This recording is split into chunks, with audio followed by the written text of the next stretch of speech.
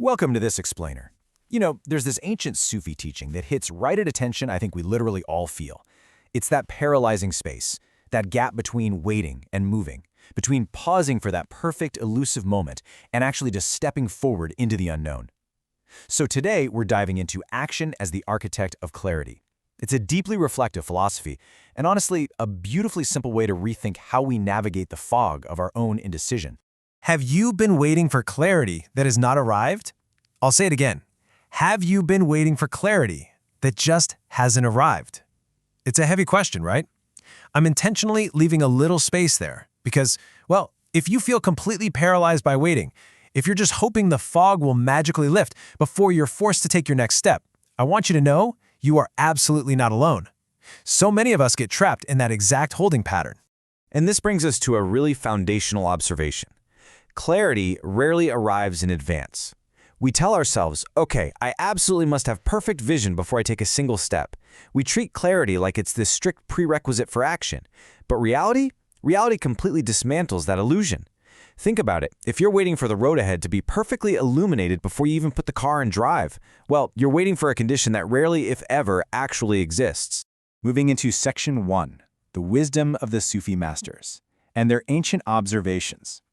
It's fascinating because while this dynamic is famously addressed by the Sufi masters, it's actually an anchor in convergent traditions across the world. The Stoics, Buddhists, and Confucians all observed this exact same human paralysis. So these traditions recognize two very distinct paths.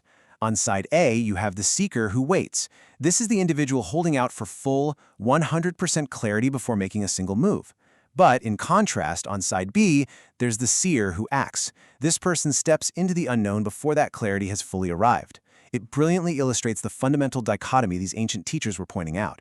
I mean, it's the massive difference between passively waiting for answers to just appear versus actively stepping forward to generate them. Let's take a hard look at the reality of that first path, the seeker. Waiting for full clarity predictably produces, well, decades of waiting. Really think about the heavy weight of that outcome for a second. Decades. It's tragic, but honestly, it's completely inevitable. Because if your entire strategy in life is to sit and wait for the fog to clear, the only thing you're actually practicing, the only thing you are truly producing is more waiting. You literally just become an expert in staying exactly where you are. But now, consider the alternative. The seer is someone who acts before clarity has fully arrived, thereby producing the actual data that clarity requires. We can call this the law of movement. It reveals such a profound truth. Action isn't the end result of clarity. Action is the very mechanism that creates visibility in the first place. You have to move to see.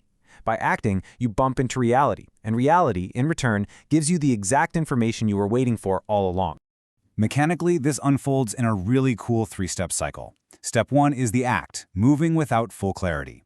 Taking that leap into the unknown generates Step 2, the data. This is the real-world feedback produced directly by your movement. You try something, you learn something concrete, right? And finally, Step 3, that data yields the clarity required to actually proceed. Notice how this clarity was only achieved because it was built on the data generated by the act itself. It completely flips our usual logic upside down. Clarity isn't some magic gift falling from the sky, it's the direct product of your own movement. As the teaching says, if you have been waiting for clarity that has not arrived, you are the kind of person this is for. And I just want to validate your struggle for a moment here. Waiting is exhausting. It seriously drains your energy, your hope, the whole shebang. But this ancient observation, it's an invitation to finally step out of that waiting room. If you've been feeling stuck, this teaching is speaking directly to your situation. Remember, you don't need to see the whole staircase to take the first step. You just need to step to see if that first stair is going to hold your weight. The truth is, we simply aren't designed to know everything before we begin. We aren't built to be static processors of perfect information. We're designed to move, to generate data through our actions, and to build our visibility step by step, mistake by mistake, action by action. This is our human blueprint.